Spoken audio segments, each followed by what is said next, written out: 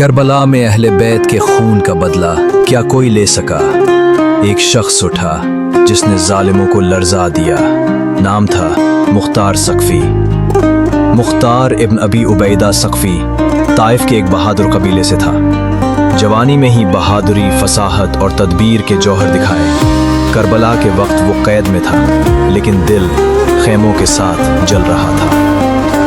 جب کربلا کا پیغام پہنچا، مختار رو پڑا، اے رب مجھے موقع دے، میں ان ظالموں سے حساب لوں گا۔ قید سے رہائی کے بعد مختار نے کربلا کے قاتلوں کی فہرست تیار کی۔ جب ظلم اپنی حد سے بڑھ گیا تو مختار نے تلوار اٹھائی، کوفہ میں انقلاب برپا کیا اور ایک نعرہ بلند ہوا، یا لسارات الحسین، یعنی اے حسین کے خون کا بدلہ لینے والوں اٹھو۔ جس نے امام حسین کا گلا کاٹا، مختار نے اسے مقتل میں گرایا۔